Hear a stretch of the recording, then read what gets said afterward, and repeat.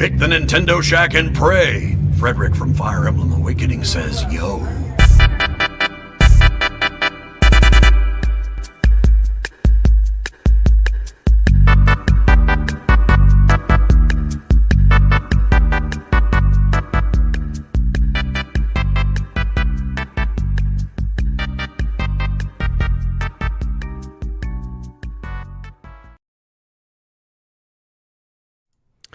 Greetings, Kooplings, and welcome back to the Nintendo Shack, the weekly Nintendo show on the PSVG network of podcasts. My name is Donnie Reese, and tonight we record episode 163, all about the Game Awards and that new fighter that's arriving to Smash Bros. Ultimate. But before we do, let's thank those who help keep the ship afloat over at patreon.com/PSVG. So thank you, Callow, Barry Cathcart, Josh, Bonesaw, Borboni, Chris McElfresh, Devin Tice, Kyle Heyman, Michael Masick, The Egg Shen, Zach Bradshaw, Nick Fallhubber, Paul Calico, Rude Days 93, Rob Emanuel, Grouchy Surge, and Ben Moxham.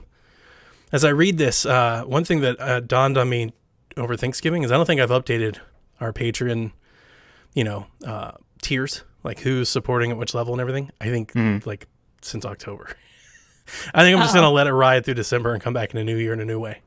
I think that's the plan. Rebecca and Garrett's here. What's up, guys? Hello. Hello. Did you enjoy the Game Awards? I played Cyberpunk while I kind of generally watched it. I would love to detour here and talk about Cyberpunk because I've got a lot of things to say, but we cannot do that. Okay, Tis not this show. It's not this show. It's not this show. It's not this show. I need to play this It'll weekend. never be this show. Yeah, it might. It could stream. They could stream it. They're already streaming it, but probably not. Rebecca, how about you? Do you like the Game Awards? That's all It's always very lukewarm for me because, the awards are kind of cool to see. I don't really care about them too much. It really just feels like a big advertisement night. Like I'm sitting through a really long video game Nintendo Direct without like me caring about 90% of the announcements. It's like an E3 show, but with these annoying awards that like kind of keep really filling in. And commercials. Would be a lot shorter. And that was my complaint last year. It was like with the pre-show, it was almost 4 hours. That's I get why they do that, but it's not always fun to sit through. Yeah. No, I did the same thing, Garrett. I was playing games last night while it was going on, just following along on Twitter. I had my little Chromebook up. I was retweeting things when they happened, so I was seeing the stuff. And I didn't watch the show, so I can't say it was a good show. I thought the announcements were good. Right, there was plenty of announcements that I was excited for. So let's get into it. We're going to skip what we're playing this week because if you're just joining us for the first time, we've already announced this, but just to reiterate, next week will be our last live show of 2020. And then we are recording our favorite game of the year show that will run over the holidays as we kind of take a break off. And we have a special show with Rebecca that'll be airing live. Our patrons have already heard it, but a lot of our listeners haven't. So you'll have a special treat and you'll get a little nugget of what it's like to be a patron over at PSVG, kind of the extra bonuses that they get every month. So without further ado, let's talk about the new Smash character. We talked about last week that this was a possible, they've done it before. This is always a possible thing can happen, and this is exactly what happened. Sephiroth from Final Fantasy VII has joined the team. He is the villain from Final Fantasy VII, right? It's like Cloud's adversary. Yeah, the main villain, I think. Is he? I never played I don't know. I have not played Yeah. it. Okay, Yeah. I've never played the game. This is my understanding. I've never played it either, but he's a pretty iconic villain. Is he? Yeah. Yeah, Okay. he is. Yeah. This is the third character added to the Fighter's Pass after Min Min and Steve, and we will have a Mr. Sakurai Presents next week, Thursday at 2 p.m. on the 17th. I'll be We'll talk interested in about seeing that. how he See how much fights thought and they goes put through into all of that. his moves. Maybe we'll get to see his entertainment center again. Murdered Mario with cold blood. I want to see blood. I hope every time we see Mr. Sakurai's place, there's more TVs. It's just like 50 TVs. Yeah, it just like, keeps growing. Like a wall of yeah, them. it just keeps growing. Like, and they're behind him for no reason. Like He he's has not just even a looking at library them. of consoles, That'd just be like hilarious. below. Yeah. That'd be hilarious. Or what if it was like in a different house? Like, It's how just a strange would it totally be if it different was house. just weird? His Right? winter home. Yeah, it's just a completely different house. You're like, wait a minute. He's like, welcome to my home. And everybody's like, did he move? What happened? I'll keep this short and sweet. There probably isn't a video gamer on the planet that is least excited about this news than me. Sorry, guys. I don't like Final Fantasy. Never have. I've already said I don't play 7. I tried playing the other ones. Never gotten into it. Don't care. Felt the same way about Cloud. So I got nothing. You guys got to pick this up. I'm in somewhat of the same boat where I've never played any Final Fantasy game, but I recognize him. He's very iconic. I feel like as soon as it happened, I said, oh my gosh, why weren't more people predicting this? Because for some reason, I feel like this is not that surprising. No. We saw a lot of villains come into the DLC this time. Like we got Ridley for Metroid's villain. We got K. Rool as a villain. And even when we got like Ryu, we got Ken. You know, like a lot of things are coming in balance and in pairs. You know, so I agree with you on that part. Yeah, I was really like, we should have probably had more predictions for this. I had I guess was a false memory where I thought I remembered some kind of quote where they said, like, when Joker was revealed, I thought that they were saying that the DLC was going to be from new characters or characters from new series that aren't currently in Smash. But then I went and looked that up, and it was like, I think a mistranslation or something where... It was a weird detail. I didn't think that Nintendo exactly said that, though. I think they described Joker as being emblematic or something of the DLC, and people took that to mean it was going to be a new series, but really it just meant like... We just can't hold them to these marketing terms, 100%. Like they're always loose with it. We always get our hopes up and get let down. Like, yeah, that's true. The rules don't matter. They'll do whatever they want to do when time comes. Well, it was so funny because everybody was on Twitter the day, leading up to it, saying it's going to be Jonesy, it's going to be Crash, it's going to be Doom Guy. That's what I was thinking. Yeah, Doom Guy. I think those were the big three that were trending: Jonesy, Crash, and Doom Guy. I would have been way more excited for Jonesy than Sephiroth. Really? Oh, wow. This is, yeah. See, I feel like there's... I'd be more excited for Gino than Sephiroth. Like, just to give you some comparison. Won't even go there. Like, I don't care at all about this announcement at all. People saying that Jonesy doesn't belong in Smash, I completely disagree with that, and I don't play Fortnite or care about it at all. It's the biggest game in the world. And very cartoony. It's a shooter, so it's like you don't see much of those. It's big on Switch. Like Fortnite talked about how a boon Switch was for Fortnite, and it appeals to a demographic that I'll talk about later. Nintendo caters to. So yeah, I mean, Jonesy would have been awesome. I would have liked that. To be honest with you, I was trying to think if there was a character that I thought was a legit Smash person that I would be least excited about than Sephiroth. I got nothing. You couldn't. Honestly, like everything that I possibly could think of, I thought would have been better. And that includes Crash. I think I'm with you too. Final Fantasy. I've tried different types of Final Fantasy games. I really do want to finish one of them. It's just I never got really into them. Final Fantasy VII is one of them. I like if the remake comes out on PC or Xbox, I want to try them out. But Sephiroth, I was like, oh, cool. For everyone else that are Final Fantasy fans. We have because he legacy wise, I think he absolutely deserves it. Of course. Run out and buy this character because it looks interesting or meaningful to me. I saw a lot of people thought it was a Fire Emblem character. No. That would have been so much better. I saw the white hair, and my first thought was Geralt from Witcher. Oh, that would have been cool. That was been my better. first thought, and then they showed the whole face, and I'm like, that would have been way better. Yeah. No, I have a Nintendo feed, right, that I just like set up for Nintendo stuff, and there were people who are like, "Oh, great, another sword fighter from Fire Emblem." It's like that's hilarious. I think they were they were responding to like the stills that people were sharing, like they didn't watch the trailer, I think. But we've got to be the only Nintendo show on that's like the least in existence that's throwing any shade at Sephiroth. Fighters in Smash Bros. Yeah. It's a little tiring, I think. It is. But I'm still interested because I know Sakurai will pull his magic and like make this a very unique character as well. So that means we only have 2 more or 3 more? In the second wave of 6? 2 more. No. Oh, okay. So it'll be 3 more. It's 3 more, but we pretty much have to expect one of them is going to be a Pokemon, right? Yeah, maybe. A Gen 8 Pokemon every single time we have, every gen we have. Yeah, a new but Pokemon again, fighter. just like those rules, like it didn't have to. I think that's a good guess, though. I think that's a good guess. That's a good expectation. And I know we can't look at any patterns for Smash because every time we look at patterns, they don't follow them. When's the next direct? We had a direct last year, January 13th. It means there'll be another one. It would make sense since we have a water starter, we have Greninja, we have the fire starter with Incineroar. It would kind of make sense to have Rillaboom, the grass gorilla starter. He's cool. I like him. He is cool. There's not a whole lot of Pokemon, like new gen Pokemon that I like, but I like him. My problem with the Pokemon fighters is I feel like in so many years they've become a little bit irrelevant. Like, does anybody actually really care about Incineroar anymore?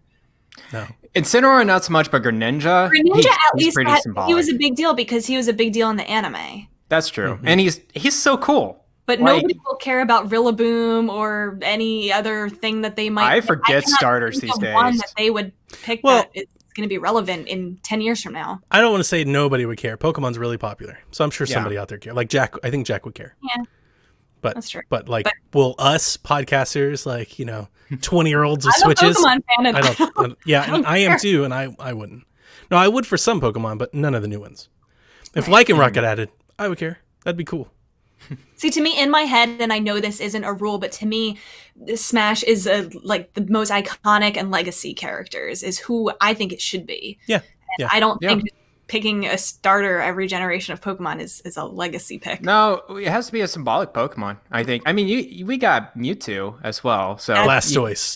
Pikachu. Blast the competition. We already have Squirtle in Pokemon Trainer, so I mean, It's not you could throw Blastoise. It's not you could throw a Blastoise. Pokeball and it could be Blastoise. He confirmed. Oh my gosh. People weren't talking about what the costumes will be for Mii fighters and stuff. Mm-hmm. They'll show Oh that. yeah, there's You have always any ideas extras. who Like that might be? Gino. I don't know. And then I feel like I've guessed all the same names for 4 years now. I'm sorry if I feel like all hope is lost. My entire caring went out the window when they made Travis a Mii fighter. Oh, so it's- sad. That's what we're I've on been the feeling. second Battle Pass on the third character. Like we've gone through so many waves of Smash Bros. There's so many things that At they this could point, do I just now. want Shantae. Of the Yeah, ones that I sure. think are reasonable to expect or hope for, Shantae, Dante, the Resident Evil folks are already spirits, Monte. right? So they said no to those. Most people we don't have spirits that are also fighters. That's Is that one of those debatable. rules? It's debatable. Yeah, there's Okay. just so many spirits too. My Shantae goodness. or Dante would be dope, but outside of that, who cares? Jonesy, I only want that for Jack, just like Steve. Jack I would think be, a lot of people would go for Jones. Jack man. would be through the roof if Jonesy got added to Smash. He'd be all locked. He'd want to jump right back in. And that amiibo would sell. Oh, that would be so crazy. They're gonna sell tons of copies of that amiibo. For Yeah. sure. They would. Have some My V-Bucks with thought it. was that Yeah. My thought when Jonesy was trending and a lot of people were really thinking that he was going to get into Smash, my thought was going to be, because remember we were talking about the rumor of Samus getting into Fortnite. I thought they were going to have a presentation where they were switching They places. switch. Yeah. That'd be kind of Yeah. cool. That Yeah. would have been cool. Be They down go to with that. punch each other or something and fall through a portal and land in the other person's game or something. That would be cool. Would be cool. Yeah, that would have been awesome. Wes 3DP we kind of answered his question. Were any of you not disappointed by the Smash Fighter reveal? I'm not disappointed by it. I don't Me have any neither. characters anymore that I really need to get into Smash. I'm just kind of along for the ride now. Mhm. I already bought the think pass, so he's deserving. And I haven't bought the pass, but so Yeah, it's just been okay so far. Sephiroth was like, oh, kind of expected this maybe. I'm not too surprised by it. yeah. yeah. Monster Hunter Rise was shown a new trailer last night. We got to see some story dialogue. We got to see a little cutscene, some new monsters, and the Rampage, which I think is a horde mode. That's what it looks like. Or Right. kind of like a tower defense kind of thing. Yeah. It's just like a big set piece battle. And multiplayer. it's out March 26th, and a free demo will be coming to Nintendo Switch in January. Reminder, this is a Switch exclusive. Yeah. The Japan aesthetic that they kind of have going. Yep. With the whole thing. Yeah. It's very nice. I'm not going to get it because I don't do Monster Hunter. I've tried. But it looks cool. I do give them that. I think it's a good looking game. It's a good looking game for a Switch. Yeah. It's That's really exactly good. It's with like the RE engine, right? If I was doing a Switch exclusive, this is exactly like what I think I would hope for, right? It's not Monster Hunter World, but for the Switch, it looks like a really good game. So there was a massive Capcom leak that potentially leaked out that this game and Monster Hunter Stories 2 is coming out on PC eventually. Okay. So it'll probably be on Well, that's PC. good. That's Yeah. good. Other people can play it. Still good. Yeah. Yeah, that's pretty good. Yeah. I think I might try the demo. I already know I don't like Monster Hunter. I wish I did because it looks so like it looks so cool. I wish I could get into this franchise. It's just try out me and this demo. multiplayer stuff. I've never played it. Yeah. Right. It looks a lot more like faster than previous Monster Hunters. I feel the previous Monster Hunter games, excluding Monster Hunter, the recent one, is just very slow, clunky. It's very hard to traverse and like climb through walls and everything. This one though, it has a little bug that like you can. It's like a hook shot, like in midair. It's very fast. It's very like fluid. So I'm thinking it would be more action RPG that we expect versus previously. That's good. It's a proud franchise and one that has a long history with Nintendo. So I know there are a lot of people out there. I imagine we'll see some sort of special edition. Oh, I pre-ordered that. A whole direct and all that. Yeah. I pre-ordered the special limited edition from Best Buy. Oh, I meant like a console. That's what I was thinking. Really? Yeah. Didn't we say in another show that they almost always have They almost always do. console for Monster? Oh man, what? Yeah, because don't they have a dock, right? Line up I think with, you're jogging my memory. They have a dock that they did, I think, in Japan. They did. Yes. Yeah. That's a thing. Sea of Solitude, the director's cut, coming to Nintendo Switch on March 4th. This isn't just a port of the game that appeared last year on Xbox and PlayStation 4. The director's cut will feature a rewritten story, a new cast of voice actors, new cutscenes, and a new photo mode. A limited edition box copy of this is available as well. I played this game. I've beaten this game. Have either of you? No. This was one of the games that I brought up when EA said over the summer, or whenever the last time we were talking about EA, remember they said they had 6 games or something coming to Switch. And I was like, this is gonna be one of them. So I wasn't surprised when this came out. This was it's a really cool pitch. Like when the commercial and the trailer came out for this, I was all over this game. It's like Wind Waker, and I was like, oh my god, I can't wait to go play it. Played it, having beaten it. It's okay. It's not, I wouldn't go out of my way to recommend it, but it's also a cheap get. Like it's not bad by any means. The thing that I wanted to ask, and I'm sure this has been the case, but it just doesn't dawn on me. Has there ever been a game that like released a port of a game with like a brand new cast and new story and like that's weird, right? That is a little weird. Between a director's cut and a sequel. I don't remember much voice acting, so maybe they're doing more. It's really like an environmental, and I love these types of games. We're going to talk about another one later on, but these are those like feel games, right? Games for impact. That's my video game awards category. I love those games. And this is one of those games, right? Like you're dealing, I guess it's been a minute since I've played it, guys. So if I get this completely wrong, forgive me. My long memory of it, it's kind of like symbolic for her like depression. She's constantly like battling with this monster and everything that's kind of chasing her. And you got to do all these little puzzles and sail around and, do the things that we do in games like this. Was good. It just wasn't grand. It wasn't exactly maybe like the feelings experience that I was expecting overall, but it was good. It was a good game. $20. It was worth it. Cool. I bought it the day it came out. I think I beat it that weekend. It was good. Is it on Game Pass? I bought it. Now it should be because EA is on Game Pass. So all the EA games are there, so it should be there.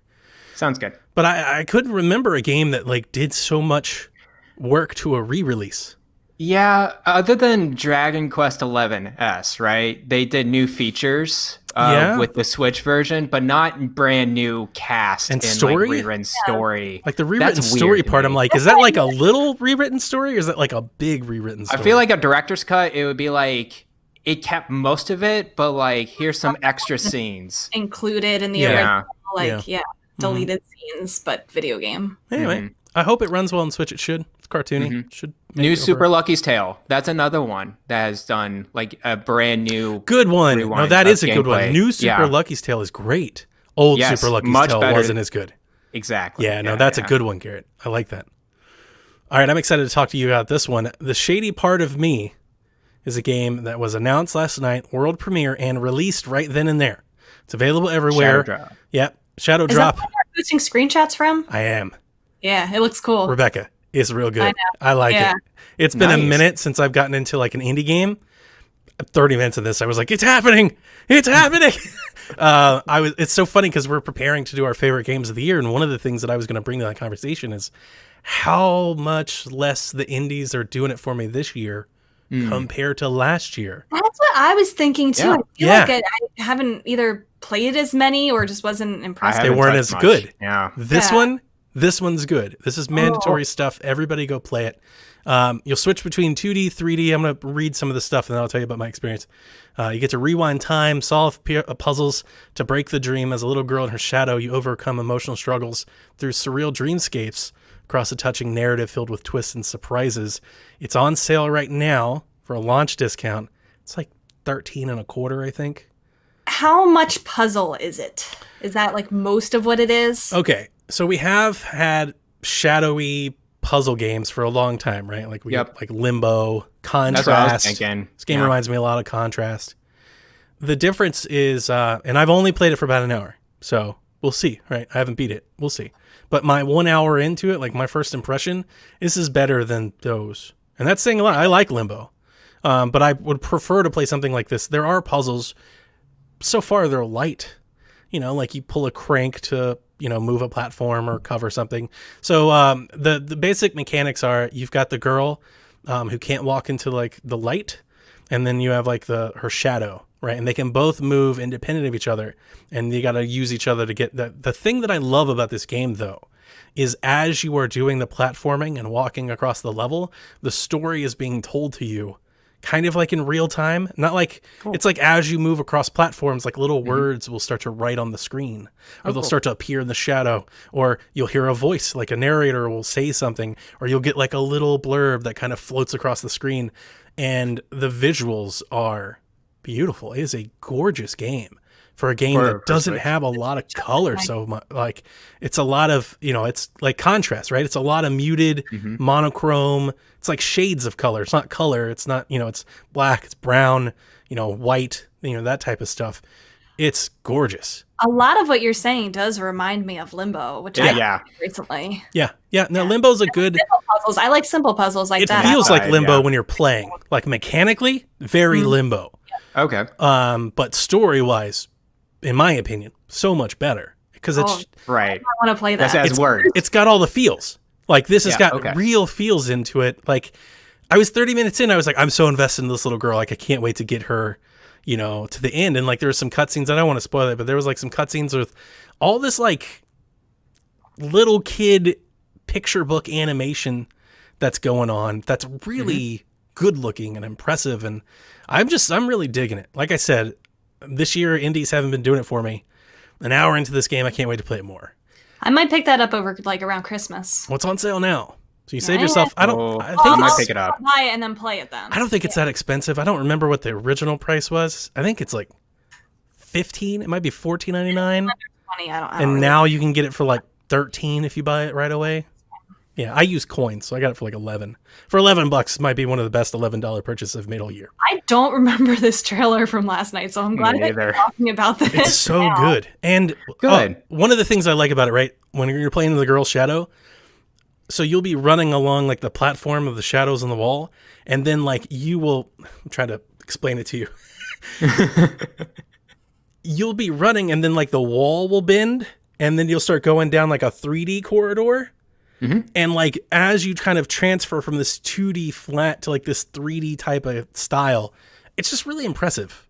Like when I was playing it, I was like, that's really cool. And I'm sure we've done it before. We have all kinds of games where you play on the wall, right? But this feels different to me. And maybe that's just new game smell talking, but I was playing it and I was really digging it. And here's the thing, like I saw the trailer and I was like, oh, it's going to be another one of these, you know, like Gree, like a light puzzle platformer that has some emotions. I played 30 minutes. I was like, this is better than that. Like, this is better than that. This isn't your normal, shadowy indie platformer. It's better than that. Wow, that's saying a lot. If you like those games. I know you love all those games that you compared it to. Yep. So if you like those games, play it because so far I think it's better than this. Yeah. Do you know this developer or is this their new? First game? They're I think they're French, but I might be wrong on that. But like the studio name, I didn't want to try to pronounce, so I didn't put it in here. Gotcha. It's like DeVoe or something like that. I was like, oh, I don't know what that is, so leave that one alone. Good on them. Guys, The Evil Dead is getting a video game. Okay.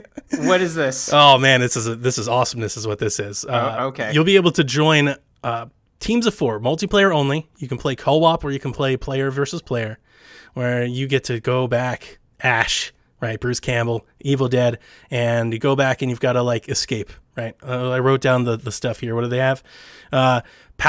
Take control of the powerful Kandarian demon to hunt Ash and his friends while possessing Deadites, the environment, and even the survivors themselves, according to developer Saber Interactive. This is coming to Switch, and I was surprised when I saw that. I saw the trailer, and I was like, oh, get excited. Go to buy an Xbox. And they were like, and Nintendo Switch. I was like, no way. But yeah, Yahweh, totally coming. Cool. My favorite scary movie, The Evil Dead. Oh, really? Yeah. So I should watch it. So I'm all, well, I don't know. Do you like scary movies? I mean, they're fine. If you like scary movies, The Evil Dead is a must-have. Like, yeah, I you've like got to good watch movies. it. If you don't they're like scary sure. movies, don't watch. Yeah, okay. My wife was like, "There's so much blood." I'm fine with blood. Blood's not It's a big not deal like with me. Hostel bad. It's good though. Yeah, my favorite one. Capcom has announced 2 games last night at the Game Awards. Ghost and Goblins Resurrection coming to the Yeah. Nintendo Switch on February 25th. I thought that was very cool. That was a Did you? cool announcement. Yeah, Okay, why? for sure. Because, I love retro. I love seeing these things get Sure. revived. Okay. I think it was cool the way they presented it, right? It was. It was like, hey, come look at this refreshed look of Ghost and Goblins, and I think I remember playing this in the arcades as well, like a little bit in the arcades as well. So it Isn't was this cool on to our see NES this. Classic? Or am I thinking of something else? It might be. I Yeah. think it is. I only I'll save it. Capcom Arcade Stadium is also coming. It's a collection of 32 classic Capcom games. Also coming in February includes 1943, The Battle of Midway, as a free download. Additional titles will be sold as separate packs, so they're kind of doing their own virtual console type thing. That's kind of cool. I saw some good stuff in there. Final Fight, Street Fighters. I think the original Ghosts and Goblins is in there. Yes. Yeah, It so looks it's cool. I feel like that kind of thing could get expensive depending on how many games you want. I probably won't get them, but I like to see that they're doing it. chat might be able to help me here. Ghosts and Goblins, doesn't it have like a real like long history of being real hard? Is that the It one? is. Yeah, It is hard, yeah. So, like, first and foremost, I was probably out on that. I think the art style threw me off a bit. I rewatched the trailer today. I think it looks better. It definitely has that Unity look. Like It a has lot that of, Rogue Legacy look. Well, that's the kind of remake Yeah. that I like to see. They made it still look like it resembles the original, but it looks good for Yeah. 2020. It's refreshing, I think. you got to think it would have been cool if they had released this in October, though, right? Yeah. Yeah, it would have been better. Their plans probably got pushed back too, Yeah, that's what I was thinking. like everybody's. Ryan has a question. Oh, yes. He wants to know, with the return of Ghosts and Goblins in the form of Ghosts and Goblins Resurrection, what other long-forgotten Capcom or other third-party franchises would you like to see get this treatment on Switch? He's very happy to see this return. They've done a lot, right? I think Bionic Yeah. Commando got like a remaster or a remake last gen. Maybe the gen before, the 360. I think. Maybe. You don't know? Okay. Yeah, sorry. I think, I'm out I think on that this one question. came out. Look, I'm gonna have no love here, and this is where I was gonna go with the arcade stuff. I don't want to play any more NES games. I'm just it's kinda done. not my childhood. Yeah. They're really hard. They don't have like all the like bells and whistles and stuff that I've grown to expect, and I don't want to play them anymore. So probably not gonna get that. So I'm not gonna ask for one of those to be remade. So I'm gonna go with Beautiful Joe. Give me a Beautiful Joe game, and I'll buy the hell out of that. Big time. I think, I wasn't much of an arcade kid too, because that was in my childhood. Same.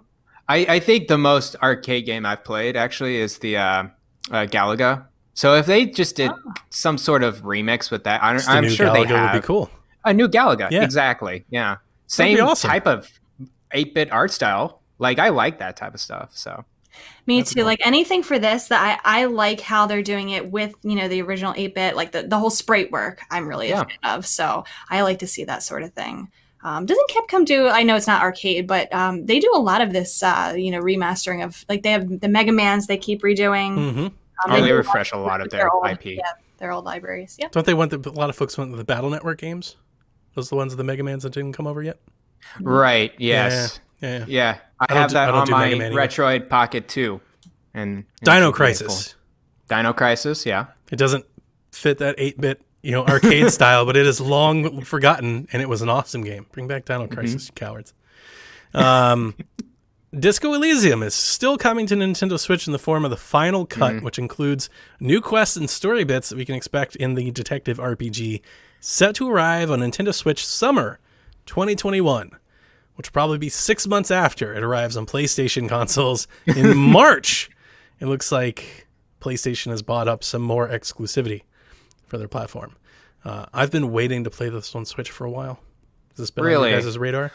I got it on PC. I got it for like $12. Yeah? I still need to play it. I heard it's a really great RPG. Yeah, so I would be really into it. It's like no combat, right? It's all conversation stuff.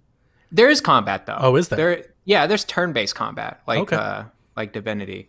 And so again, this final cut, like it's new quests and new story bits. I guess we're having this kind of motion of like these refreshed games and new platforms. They're like, okay, a little bit of time has passed. Now let's add some more stuff to it. Except that we didn't even get the first one.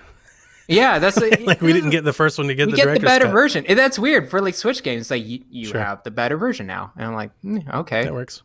Sounds good. I mean, I've waited this long. Might as well keep on waiting. That's true. Yeah. Master Chief from the Halo series has arrived in Fortnite. Yes, that you can play on your Nintendo Switch. I took a picture of it last night.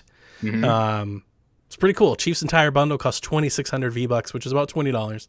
Or you can get Chief for 1,500 V-Bucks if you just want the character alone, which is weird because you can only buy V-Bucks, I think, in increments of 1,000. So that's how they get you. Yeah, you got to buy 2,000 anyway. So you might as well just buy the extra. How does that compare in price to other characters? I've paid more for other bundles, but other bundles have come with more characters. I think their price for characters are, and I'm probably wrong on this, but I think they're all kind of standard. I think it's about the same as other characters, I think. Yeah. I wasn't sure if it would be more. But like the bundle, well, so here's the thing. Like you didn't have to pay money for this one. Like the Joker bundle that came out last week, I had to pay money for. Couldn't even use V-Bucks. It was $30.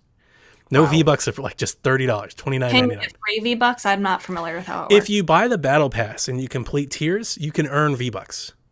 And a lot of times if buy the battle pass. If you buy the battle pass, which is $14.99, I think. 10? No, maybe just 10, maybe 9. So you don't have to buy the battle pass. You can have it, and then you play like if you unlock the if you play a lot of Fortnite, like Kevin, you never buy a battle pass because you keep unlocking the next one.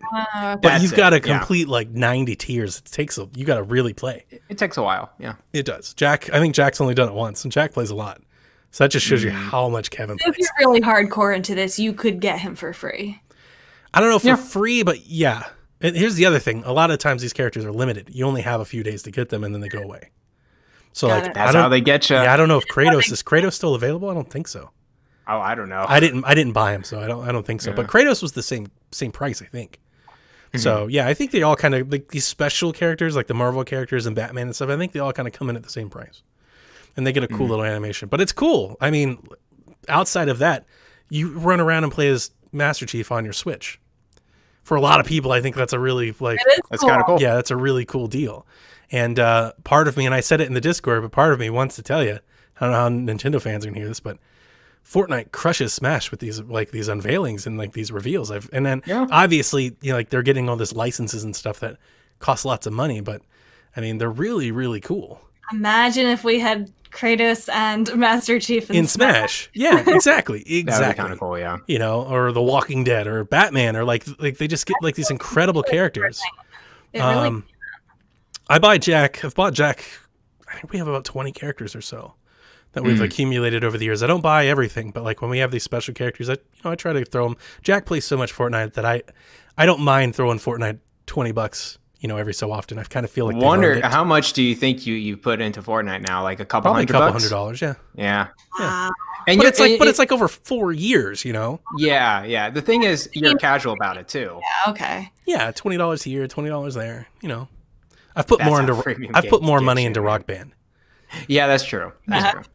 Yeah, I've definitely put more money into Rock Band than that. But here's the cool thing. I really like supporting Fortnite because we buy it. Jack can play on Switch, on Xbox, on PlayStation, on his phone. Yeah, he plays with his friends. But all of the characters and everything you buy, it's everywhere. It doesn't matter. You just sign in and all of your stuff is there all the time. So, I mean, it's just really, really cool. And they just continue. Like, they're riding a high wave right now. And It's kind of cool to see Fortnite being like the front of that cross progression, cross play. Oh yeah, type of wave going on. Yeah, it's breaking things right now in the gaming market. Mm-hmm. Animal Crossing took home the award for guess what? Best family game. You mean the Nintendo Award? That's exactly what this is. So Nintendo I wrote this down. This feels, and I say this every year, this feels like an award that they put in just to give it to Nintendo, so they should just call it the Nintendo Award. 2014 Mario Kart 8, 2015 Super Mario Maker, 2016 Pokemon Go. That's weird. Family game? 2017 Super Mario Odyssey, 2018 The Lone Standout, Overcooked 2, 2019 Luigi's Mansion 3, 2020 Animal Crossing New Horizons. So 5 out of the 6 years have all been Nintendo games, and it makes you wonder if any game will ever get strong considerations. Like Animal Crossing sells over 30 million copies. Like, did they actually consider it for Game of the Year? Because they just throw it a bone, like, it's a family game, we'll just throw it over there. Yeah. That's why I didn't want that, because it was never going to win Game of the Year. Yeah. And they wanted to recognize it somehow. So that's my axe to grind, my annual axe to grind with the Game Awards, and why I don't like them. So see you next year when we're talking about another Nintendo. Mario 3D World, up for the second time. Yeah. Oh my goodness. That'll happen. Doom Mario Eternal. Golf. Don't play with my heart. Doom Eternal released out into the wild, and surprisingly, guys, it's pretty good. Yeah, I was watching all of the resolution things. They still don't have the Digital Foundry drop on it, right? I haven't seen that, but not yet. Game Explain has a really good one. I think it's called Switch Up. Have a great technical, and they do a really good analysis videos anyway, so if you're into that type of stuff. But The Verge has a really great write-up where they basically talk about the game is basically, it's 30 frames locked. Doesn't matter, locked and everything. So you're going to play Doom in 30. A lot of people don't like that, but 30 is good. 720p at most with dynamic resolution. So it's going to dip below there from time to time. The biggest issue seems to be with the cutscenes, that they take quite the hit. They run at a lower frame rate, and they're kind of a letterbox and stuff. So expect that. But here's the thing. Who cares about the cutscenes in Doom? We're talking about John Carmack, who once said that a story in a video game is like a story in porn. It doesn't need to be there. Like, that's his quote. That's what he says. So, I every time I hear Kevin talk about cinematic games and the stories and the Game of the Year and The Last of Us, I always think of John Carmack. I wonder what John Carmack thinks of that. But yeah, all things considered, I've watched a lot of gameplay of it. I'm really impressed. I'm so happy to crow on this. Panic button. This is but this is better than Wolf 2 and Doom before it. This is better. They've done a better job with this one than those. And I can't wait for Digital Foundry to tell me all the reasons why. But the footage I've seen in motion, game looks great. And I had somebody who's played a lot of Doom Eternal on Xbox One X, and it looks stellar over here on Switch. It's totally an okay way to play that game. It's not the best way, but it was never going to be. But it's a good way to play the game, especially if you don't have the means to do so. And having said all that, I can just say this, one of my favorite shooters ever. So, nice. If you're looking for a shooter on Switch, this is probably my top recommendation at this point, because I love Doom Eternal. And I wonder how Nintendo fans would feel about it, because in the Discord, we've talked about this before, I really like the platforming in Doom Eternal and the verticality that the levels have in these arenas and jumping and slinging across sides while you're shooting and stuff. I feel like maybe that'll placate better to a Nintendo base, but maybe it's just me projecting my own stuff onto them. No, I think you're right. I played a little bit of Doom Eternal on PC, and I could see the platforming being a little bit akin to the Nintendo audience. It's just actually for me, it's super fast and twitchy, and like you got to be quick on your toes in order to get through these arenas. I died. I don't even know, 10 times in the first area. I mean, that's a part of it. They really teach you the hard way that, they build their entire game around you rushing your opponent. Exactly. This isn't a game where you sit back and cover and shoot and be safe and conserve ammo. None of that. Rip and tear. Switch weapons, constantly switch ammo, move, because you can't get more ammo and you can't get more health unless you kill people. That's how you get those drops. So you've got to go, just go. And if you're running out of bullets, you run out of health, then just die and start over, because hanging back and playing passively It's not going to do you any good. You're going to And then you check out like which monsters are like weak against what, and then you learn their patterns. And I was like, this is actually kind of cool. Shooter. Ignoring the, all the grossness and blood and gore, if you don't mind that as a Nintendo person. And it's like, I mean, this game could be definitely for you. I saw footage as well. It looks fine. I'll definitely play on my PC with 144 frames per second, and it's going to be beautiful. But, I would like to see it on a Switch Lite, though. Like in a small screen, I think this would look pretty good. Yeah. Like The Witcher 3. I actually think, I hope I'm not throwing Andre under the bus. I think Game Explain said it's better on handheld. Like it makes the jump better if you keep it in handheld as opposed to blowing the picture up, which makes sense to me. I think we've seen several bigger ports that's like, don't put it on the TV. Oh, Witcher 3, don't put it on the TV, play please. it on handheld. Like reduce your field of view. Count, please. It goes a long way. Yes, it does. Here we are on our consoles turning HDR off. On Switch, it's like unplug it from the TV. Take it out. Banjo and Kazooie, Terry Bogard, and Byleth Amiibo will also be coming out March 26th, so the same day as Monster Hunter. Mm-hmm. It's a big day. Pre-order. Do you think we'll have a direct before March 26th? Yeah. It'd be funny if we didn't. Right? You remember the last time I was like, you think we'll have a direct? And I laughed and we'd have a direct for like 18 months. Like, I'm just saying it could happen. I don't know. That's true. Yeah, I'm seeing so many theories saying that the direct format is a thing of the past. And Ooh, I think we had a question about that. Internet purchase, did we? Yeah, I think so. Save that. Oh, we will. Mm-hmm. Garrett, tell me some really exciting news. Guys, Persona 5 Strikers will arrive on the Nintendo Switch system on February 23rd. In the West. In the West. We don't have to import it. We don't have to figure out how to change to English from Japanese text or something like that. Thank goodness. You could get the Steelbook for Best Buy, and then I think you get exclusive pen for GameStop. You get like a pen that you wear, like a lapel pen. But you just throw that off to the display. You just get the Steelbook. Get the Steelbook. Visit 6 different cities across Japan, cook tantalizing regional recipes, and lend a helping hand to those in need. Then fight against the shadows to uncover the source of the corruption within the metaverse dungeons. That's very Persona. But I'm interested in the story because it's going to be directly after Persona 5. I hope it lives up to the demo. Game. Demo was great. I saw their previews out for this today. Did you see those? No, I did not. People went hands-on, and they're doing writing up previews. And I saw that there's even some dungeon crawling that isn't like Muso stuff that they've baked in there just to kind of give you that feel. So you're like sneaking up on things. That's like that. Cool. Yeah. I'll be down with that. Get excited. Oh, man. NPD reports came in today and has said that Nintendo Switch has continued its streak of best-selling console for the month in the United States. This is the 24th month in a row, 2 straight years where Nintendo Switch has sold more units than the competition. Year to date, Switch has almost sold 7 million total units, already beating out last year's total. Donnie, didn't you predict that streak would end as soon as the next gen console? I absolutely did, 100%. Oh, the most shocking news about this is that this really paints a picture of how light stock was on new next gen consoles. I would have bet you my mortgage that they would have shipped at least 2 million consoles of each, at least. But apparently the manufacturing and everything, just the numbers aren't there. Because here's the thing, they sold 1.3 million. So they won this month at 1.3. That means the other consoles were less than that. They just didn't have enough. You know how hard it is to get a PS4 or PS5? That's why. There are none. There are none to get. It's impossible right now.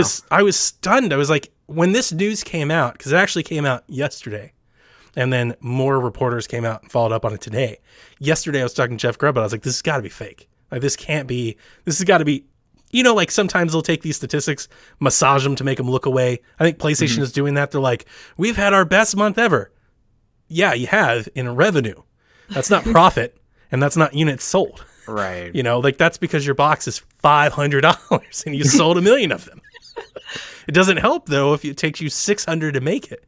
There's a lot of things that these companies do to make up these numbers.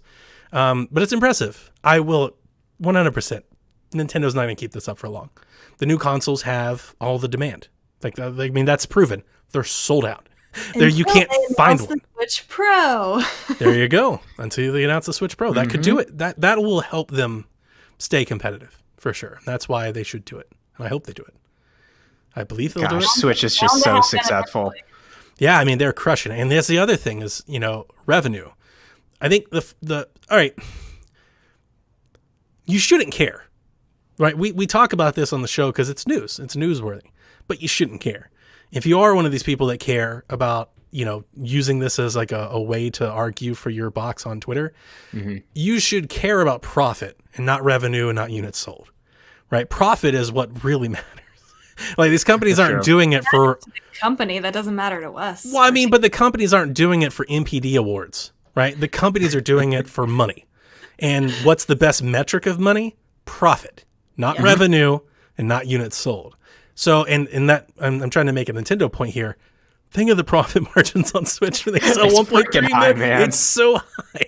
Like, eventually, and I'm saying that really to kind of paint the picture. Let's say 2 months from now when we get restocks, right? And PlayStation 5's outsells the Switch and all the PlayStation fans are talking. Remember, that's units sold, not profit. They're probably taking a loss on selling that many units. It's very close. Whereas Nintendo's like, good on you guys. We're just going to go to the bank and make our deposit. They can knock that console down to $150, still make profit. We'll give you a couple Zelda remasters next year. Have fun. Yeah. Like they're just laughing. They're laughing to the bank, right? And again, we shouldn't care. Nobody should care. It doesn't matter. Garrett, you want to talk about this?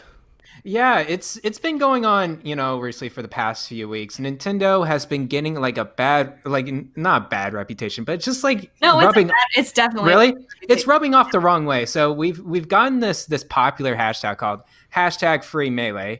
I talked about, I think it was a couple of shacks ago about one of the biggest Melee online tournaments being blocked off, cease and desist from Nintendo, called the Big House, and that's because they were using third-party outside software to play Melee, illegal copies, basically.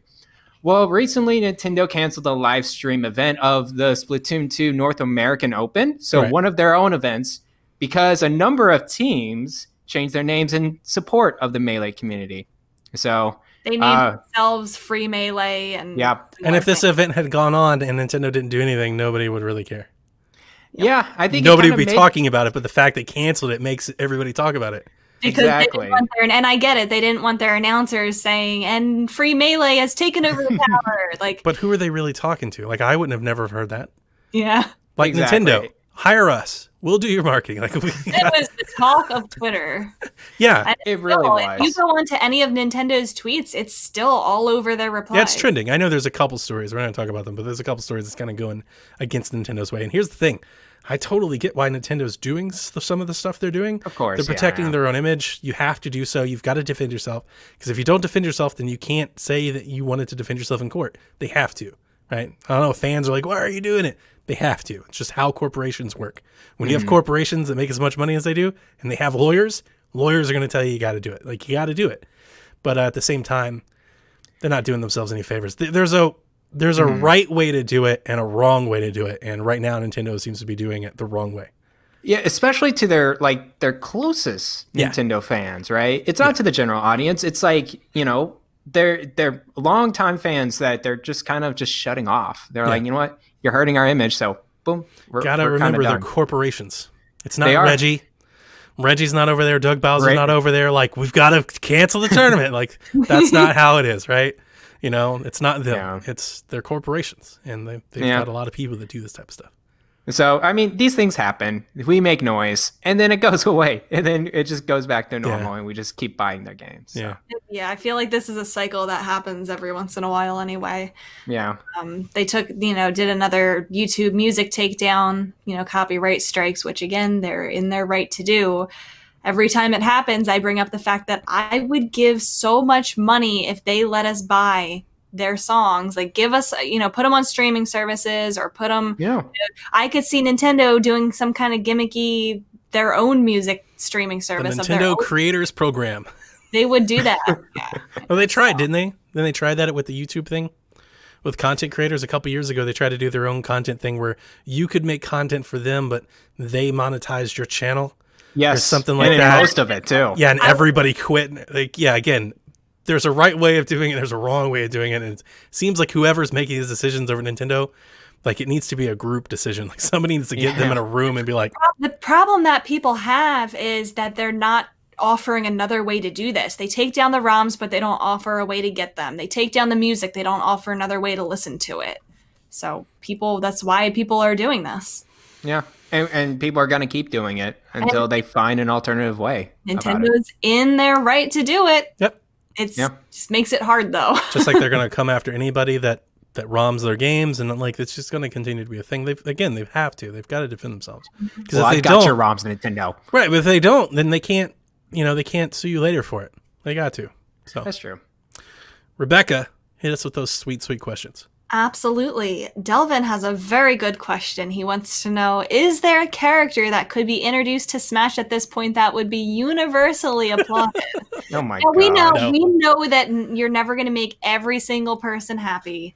But is there someone that could really make most people happy? I was going to say Shantae, but then I remembered like how some people feel about indie games. Like when indie games, character, right? Yeah. When indie games get shown at E3 and stuff, they're like, "Ugh, show us real games." It can't be a woman character either. Because, there's going to be people unhappy that it's a woman in my game. It has to be a white male, yes. Has to be a white male. Well, that's not going to make everybody happy either. Because then you get the counter reaction to that. That's true. Oof. That would be a mess. Ditto? What if they put Ditto in Smash? Yeah, you can put freaking Ditto in there. You can copy whatever you want. He could be anything. It's like It's a Kirby. too complicated. It's a Kirby clone, and they would hate him for that. Yeah. It's just a Kirby clone. I laugh because that's true. It's so true. It would have to be a Nintendo character. I don't think Yeah. it would be universally applauded if it was third party. Yeah, but if it was a Nintendo character, is there a franchise that isn't represented in Smash? I'm really trying. Because if it was a Nintendo character that was already in Smash, it'd be like, oh my god, another Zelda character. I mean, I think the Champions would be dope. I would love an entire pass that was just all Impa champions. would be amazing. I think a lot of people would be very happy with Impa. Yeah. Yeah, I would be down with her. The closest we could probably get because she's not an anime sword fighter, really, technically. She's a ninja. Yeah, she she's is a ninja. Naruto. All right, guys. Yeah. She's Basically. in one of the most popular franchises right now. Yeah, It's a Zelda rep that's not another version of Link. that's true.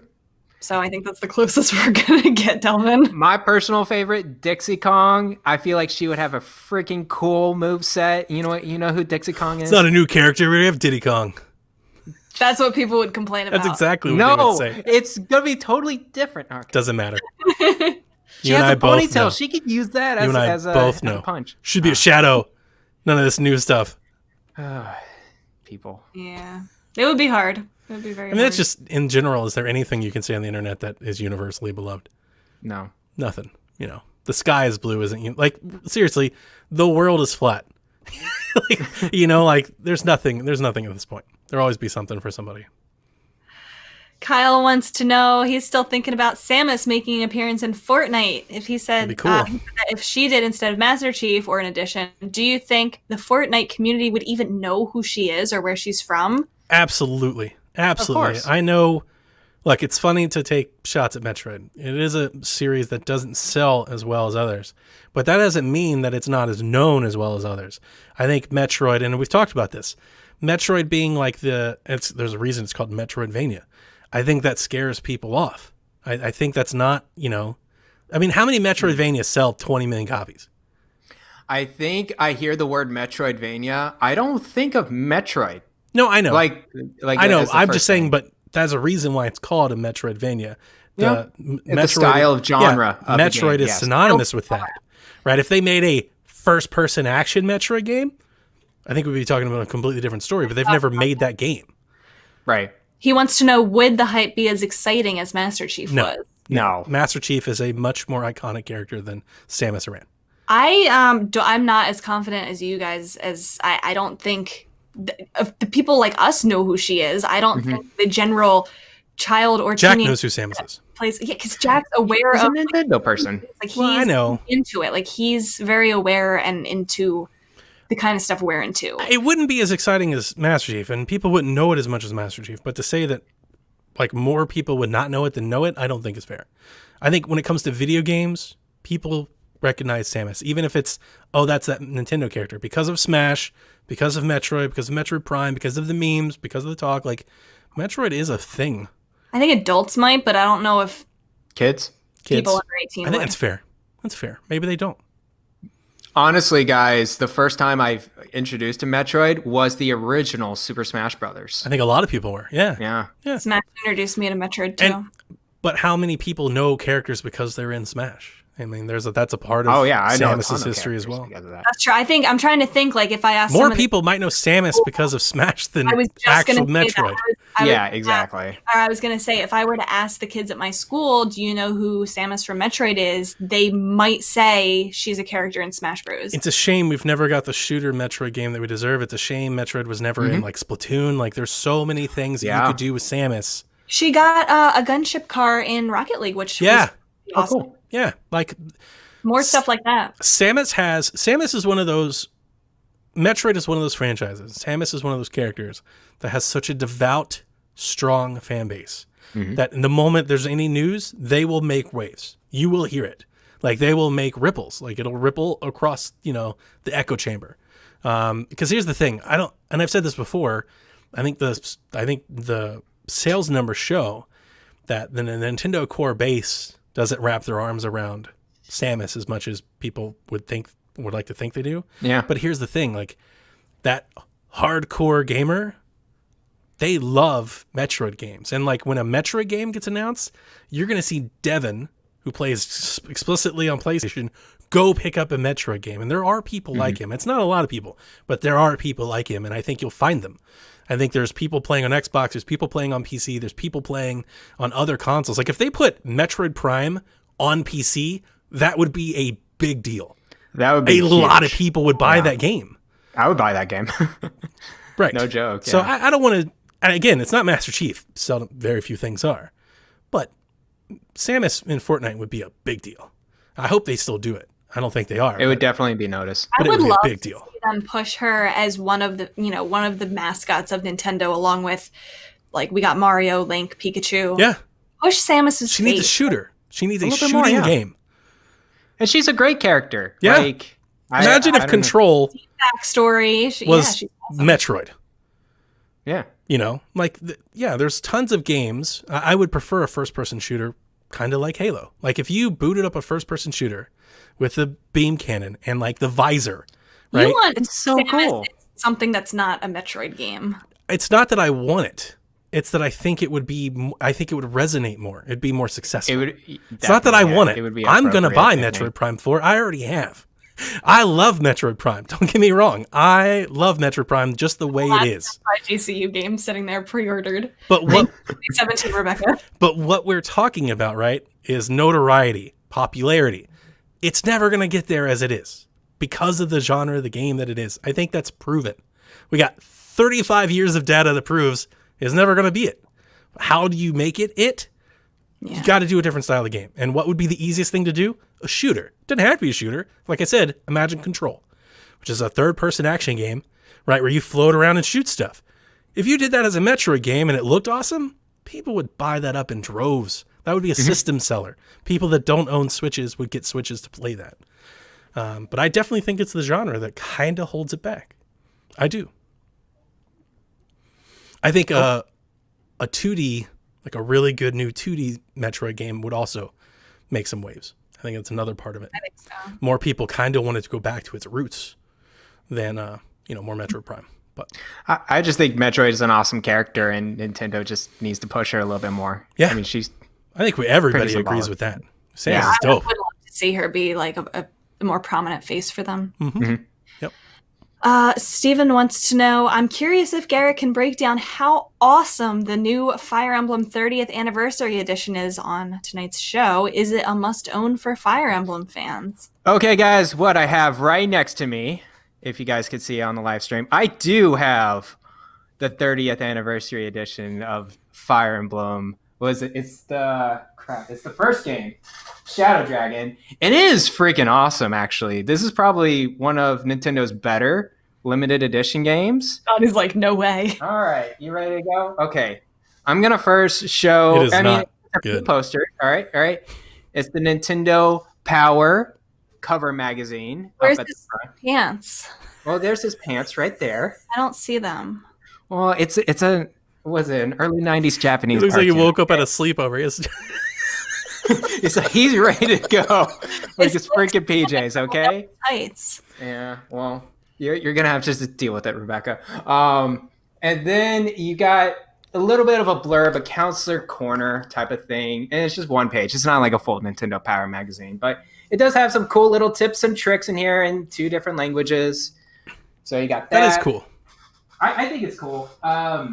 You got the slot for the NES cartridge cover art for that, and then inside of that is you got the slot, the Nintendo Power NES slot, and then it's an acrylic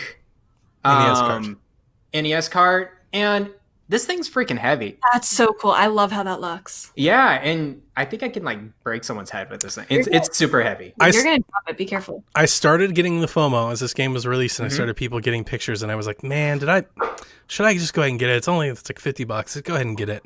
And then the game dropped. And you played the game. I played the game for like an hour. I was like, no, I'm not getting this collector's edition. I'm never playing this again. I'm never playing this again. I'm gonna talk about it next week. It's interesting. It's so old. It is.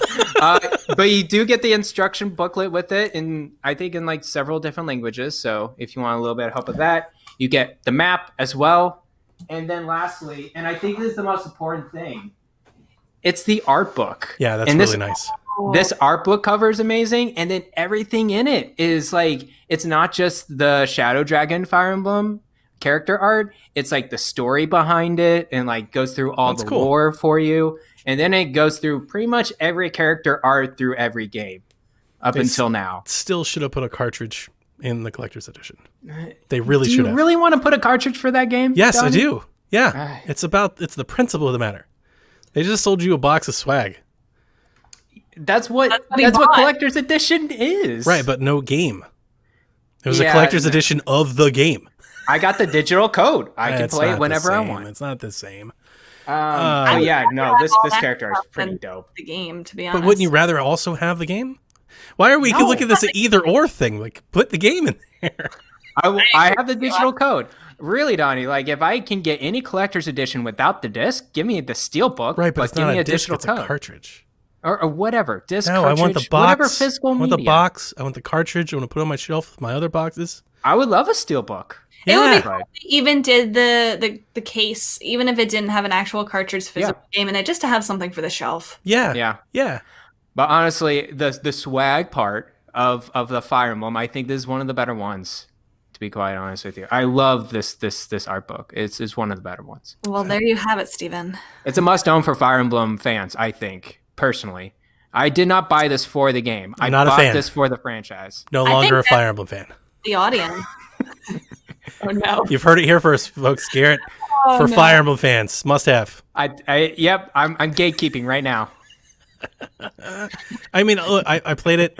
It's not like surprising. It is just the ROM, and you know what? You know what I realized when I played it? I'm really glad I got into Fire Emblem later because I'm not doing this. I immediately was like, no, not playing this. No thanks. I'm gonna beat it and talk about it next week. Oof. It's gonna be interesting. Best of luck to you. Oh my goodness. Godspeed, Garrett. Garrett wants to know, on a scale of 1 to 10, how much do you miss Reggie Fils-Aimé?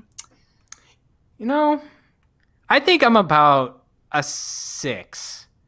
I miss him a little bit, but not like I'm lost without him or something like that. I mean, he's still around. He's still around, but he's not like as present, right? He's not the GameStop face. guy name. Well, not even that. He's a counselor to GameStop. Yeah. But yeah, I mean, I miss him, but at the same time, I forget about him. I was like, okay, yeah, Reggie's not there anymore, and go on with whatever Nintendo stuff I need to play. The bigger question he has here is, do you think Doug Bowser needs to make himself more visible to the gaming community the way Reggie did? That's a really hard question because at face value, I would love to say yes, right? Because it's just replacing what Reggie used to be. Mm-hmm. But I also think Reggie and Bill did that because they needed to at a time when Nintendo really needed it. Like they could have used the good PR and the good publicity. And that really is when they came out, right? During that Wii U, the early launch of the 3DS. Like it wasn't like they were always doing this. Reggie's been visible, but like, Reggie wasn't Reggie, way back when. It really became, as they started doing the directs, they really needed that visibility. Now that they're like riding a high wave, do I really think it matters? Like, do I need to see Doug? No. I mean, they've got the new people, right? The folks that they've had doing the last couple of directs. And we do get to see more of the newer corporate faces from Nintendo Japan. I like seeing that. I'd love to see more developers, but they've got enough talking heads, but they are not Reggie.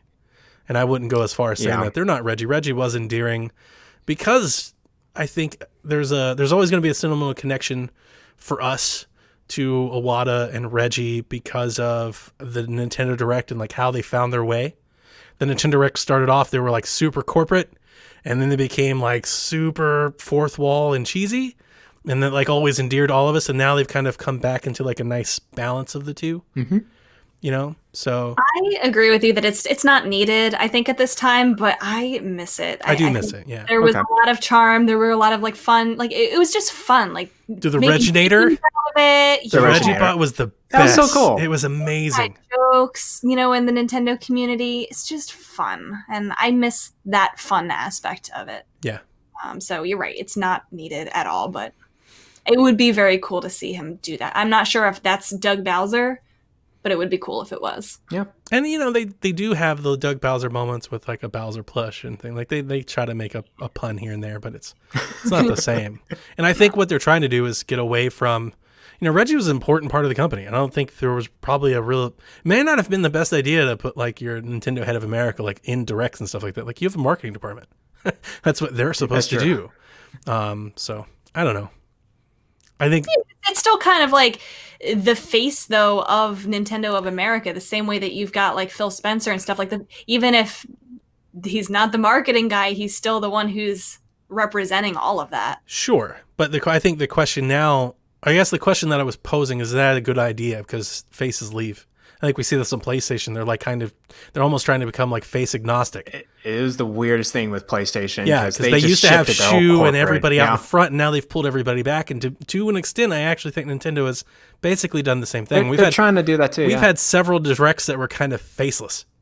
Like the last one, I think Troy Baker was voicing over, like in the background. So like that's true. And I think the State of Plays are doing that, and Xbox has Phil.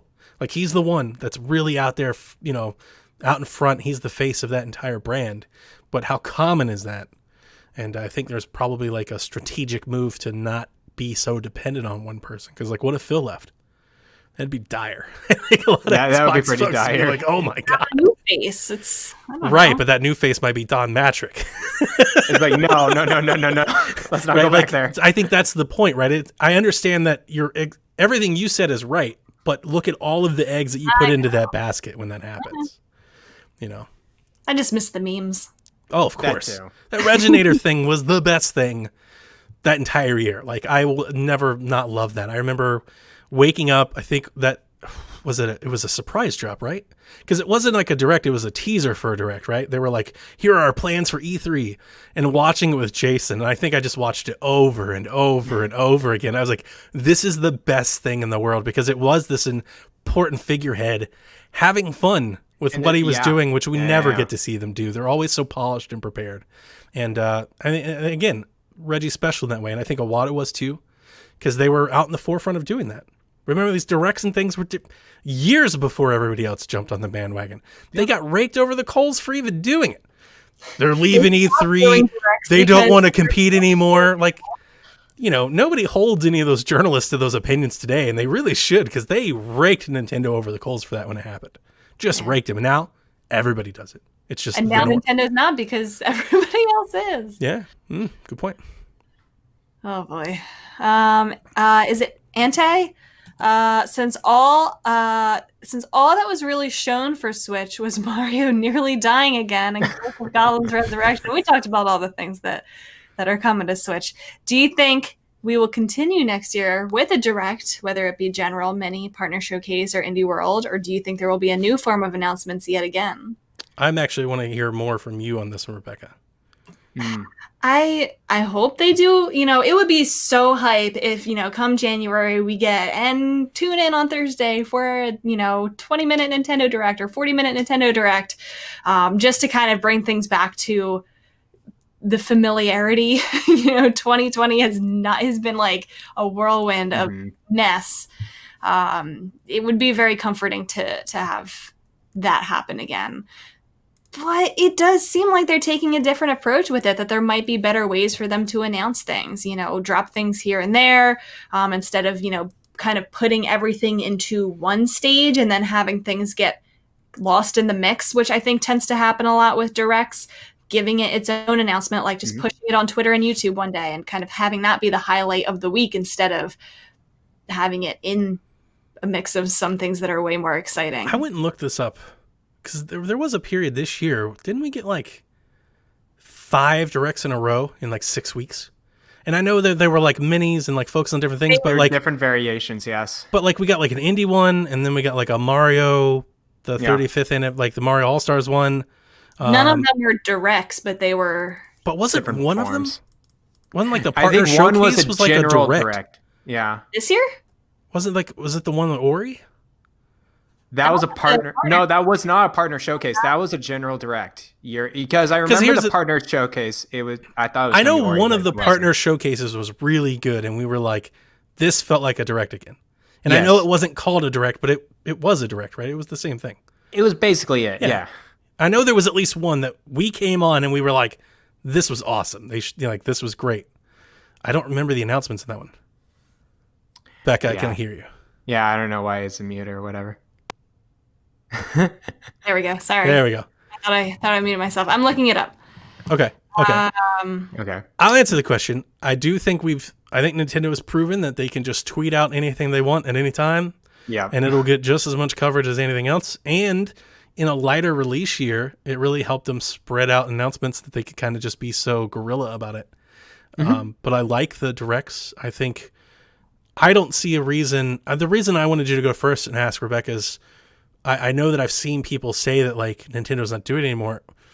I don't necessarily think I'd jump to that conclusion. Right. It's just a different form. So let's see. I have it here. The last like direct that we had was a direct mini March 26th, where they talked about Nintendo Switch games releasing in 2020. We had a Pokemon Presents after that in June, where we got new Pokemon Snap, Sword and Shield DLC. I remember that one. That kind of thing. We got a Smash DLC thing in June, Pokemon Unite in June. Then we got our first partner showcase. They called it Nintendo Direct Mini Partner Showcase in July. Then in August, we got Indie World. Okay. So we got August 19th. It says Nintendo Direct, but it was like release date for Ring Fit Adventure in China. That's weird. I don't have any. Oh, that's probably it. China. That wasn't in. Wasn't there one in September or October? Damn, it was like a kind of a big deal. It wasn't the one with Ori, right? The one with Ori is definitely a partner. Maybe in September for Mario Direct Mini Partner Showcase September 17th. A Monster Hunter Direct September 17th. Then October Smash DLC Partner Showcase October. I think we're thinking of one of the partner showcases. I definitely know it. Yeah, I know we're thinking of one of the partner showcases, but it was like a direct. It had a lot of great announcements. It was a really good one. Yeah, it felt like a direct. It just didn't have a lot. It didn't have Nintendo first party in it, and I guess that's the point I wanted to make. We didn't get a direct because it was the year of the COVID. It was the year of the no E3. They had a light schedule to begin with, which I said all year long there was going to be a lighter year, first party wise, and that's the case. So yeah, they relied on their third parties and stuff a little bit more, and they kind of squeezed it out. I'm not surprised by it. I'm not like they're not doing directs anymore based off that news. I think we'll have more directs. Do you think they'll have anything like a new next year, like a new form of announcement or variation? Well, that's what I mean, because I'm pretty sure they did say that they were experimenting with new ways to announce things, which is why people are thinking, okay, like they might not be doing it in the same And the format. partner showcase is new, even though it's kind of the same. That's but they true. did that like the live stream, right, with Bakugan. That's true.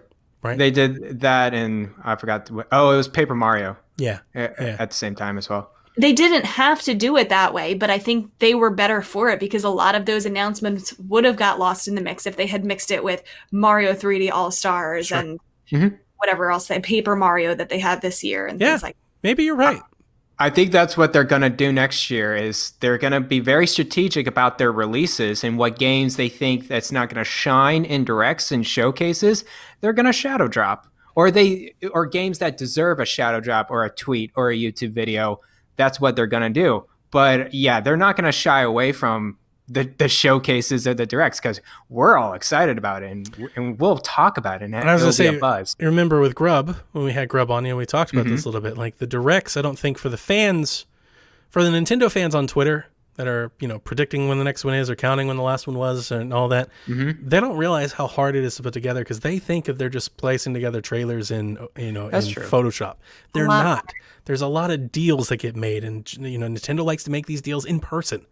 That's a thing, and people don't remember that, right? Jeff Grubb said that. He's like, they fly back and forth and sit down with these companies, and all these NDAs and disclosures and stuff, and it's really hard to do during COVID and everything. So I think that's why their virtual presence might have been a little bit more than it was. Yep. I think we'll see a direct again. I'm not saying that for sure we won't see the trend that they've started with these one-offs cease. I think they'll continue, but I do think we'll get like that big direct at least once a year. At least once, and then expect a lot of variations. Yeah. Either by like a Nintendo IP by itself or partner showcases. I think there's going to be a lot to look forward to next year. So I think 2021 is going to be a lot of fun. Switch Pro. Oh, Switch Pro, Monster Hunter. Just for that, showing off all the cool things we can look forward to playing. I'm going to be so happy. Me too. Like just thinking about the reality of that day just makes me so happy now. Like I was, pre-order that. You just got like a jolt of positive energy just ran through my body when you said that. Positive energy. Just like, oh, I can't wait. It's going to be so much fun. Donnie, is this the last question from your Jack? It is. Oh, yeah. He asked me this morning. He wants to know, do you think Nintendo would ever do a Game Pass of their own? And to be clear, his question was more in the form, why doesn't Nintendo have Game Pass? But I doctored it up, and I thought it'd be a great little conversation to have on the podcast. Rebecca, did you just get Game Pass? I did. I got the 3 months for $1. I haven't done that you did. Yet, but I did it. That's $1 for Ori. $1 for Ori's. Yeah, you get both Oris for $1. I'll have some time over and Christmas. So many games. Play them on the stream. I will watch you play Ori. Play them, yeah. I got at least 20 games installed on PC right now. I hate the Game Awards forever because of Ori. I think the thing that I like about the Game Pass model is I'm not afraid to try a game, and if I don't like it, stop playing it. Yep. Like exactly. It's completely guilt-free. Devin calls it the buffet. It's just that. You just walk up to the buffet. A little bit of that. Yep. Exactly. If you love it, keep with it. If you don't, well, I ain't got time for you. There's 400 other games to go play. Yeah, I think we've talked about this. I think this was your idea, Donnie, that I wish that they did something through Nintendo Switch Online, make it for subscribers only, add whatever money you want us to pay on top of that. I don't care. To make like a Nindies pass, like certified, bring back the Nintendo certification for these That'd be great. Indie games. These are seal of approval. It doesn't have to just be indie games either. They could throw in whatever third parties they want into it. They could throw their own stuff into it. And I think that's the hard part for answering this question, because Game Pass, and Game Pass is synonymous with Xbox's Game Pass. Forget PlayStation Now. Game Pass is synonymous with Halo releases, Forza releases, and it's in Game Pass. Nintendo is never going to do that. Never. It devalues their library, and their library sells gangbusters in a way Microsoft's never have. So it's never going to happen. That would be a whole different model. It will happen one day when streaming becomes the norm. When streaming becomes the norm, you throw all of Nintendo's catalog into one big app, everybody subscribes to it, and it's going to cost a lot. It's not going to be cheap. It's not going to be cheap at all. You ain't getting 3 months for $1. That's not going to happen. I think they would do a tiered system. It might even be that. They may even do it by console. They're like, you know what? They're going to do whatever they can to get as much. Like $100 for a month. Don't get started. I'm being serious. $60 a month. They would do that. $60 a month. They'll try. But yes, what I think they could do, if I was over there at Nintendo, I would love to throw on like a Nintendo Switch Online, Pro or something, like another tier to the service. where I take a handful of select indie games because the marketing for the indie folks alone would be worth it. I don't even think Nintendo would even have to pay them. Like, hey, we're going to do this thing. We're going to put you, off the eShop in our own little place, golf story. You in? Hell yeah, we're in. Like, that sells itself. And then you take, it doesn't have to be a universal collection. You take one game a month and you rotate one Nintendo first party game through a month. Like, hey, this month you can play Splatoon just for being a subscriber. This month you can play Mario Tennis just for being a subscriber. And they kind of already experiment with that a little bit. They've had those game trials before. Yep. So I know that there's precedent for that. Yep. I was also thinking instead of that, they could go the vein of are they the first party games? Things like Snipper Clips, things like Fitness Boxing. What was that game with the little job ski guy? What was that called earlier this year? Stretchers? Oh my names on the, maybe that was it. I don't know. Like the little physics game? I don't know. I'll have to think of it. Okay. But those little games that come out that don't really get a huge amount of fanfare, but they're still technically Nintendo's games. Yeah. They could put on this hypothetical. I think you could double the price of the pass. It could be For $40 a year. For sure. Games that most people probably aren't going to buy, but would love playing if they had it on this service. The hard part with this is how much would that appeal to somebody like us who already have those games? That's the hard part. Yeah, I would prefer it than buying each of them individually. Yeah, so would I. If it's new first-party titles, sure. It won't be. I'm Googling. Well, then I probably wouldn't pay for it. That's I already the bought thing. all the games that I have. That's the problem with PlayStation Now. It's got a great catalog of games, but they're old games. They're not new games, and that's the reason it's not Game Pass. I was thinking of Part-Time UFO. It's not Nintendo. It's HAL. Oh, yeah, it is. HAL. Okay. I didn't even know that. That's cool. Wow. But yeah, I think they could throw in a few games with some indie games, and they could make a pitch to have some of your attention. Something unique, yeah, for sure. Yeah, but the problem is there's a balance there for Nintendo and for PlayStation. It's the same argument for PlayStation. There's a balance there between, is it worth it, or does it put too much of our profit potential at risk? Because if the moment you throw Breath of the Wild in there, a lot of people is like, oh, I'll wait for the next one. I don't see that kind of game ever coming to this kind of service. Neither do I. That's why I was saying earlier, if it were me, keep it at the Nindies level. The Nindies Pass, it's a way of curating good third-party partnership with your service. Get Golf Story, get Hollow Knight, maybe you throw in a Snipper Clips or like Kirby, like something like that. But yeah, keep it very indie and very cheap. If they're going to do some first-party things, I feel like it would be things more in the vein of that. What was that game that came out earlier this year? The Tokyo Mirage Sessions? Yeah, Tokyo Mirage Sessions. That would be considered. If they rotated the game through every month, just one game every month, you get a new big game that rotates through the month that you can play. I think you can kind of get away with kind of having your cake and eating it too. I still don't think it would appeal to us, but if there was enough, and I think when I look at the Nindies Pass, I don't think so much Game Pass as much as I think what Apple Arcade is doing. Apple Arcade is eating Switch's lunch with this type of stuff. And it's like, if I was working corporate Nintendo, why? Why are we letting Apple do this? Absolutely not. Yeah. We're going to do this. Let's go get Ocean Horn and let's go get these indie games that are already on Switch. Why don't we bring them to us? Let's do a Nindies Pass. Nintendo Indies Pass. I think for a Nindies Pass, you kind of need a refresh. It has to be refreshing. Well, you need games that launch monthly. into the Nindies Pass. That's true. So Nintendo would have to make a commitment to these studios to kind of buy the game. But I think it would go. The idea of having a Nindies app on your little console that has 10 or 20 games in it, and every month a new game or two launches into it, that I would sign up for that in a heartbeat. And I would pay more than Apple.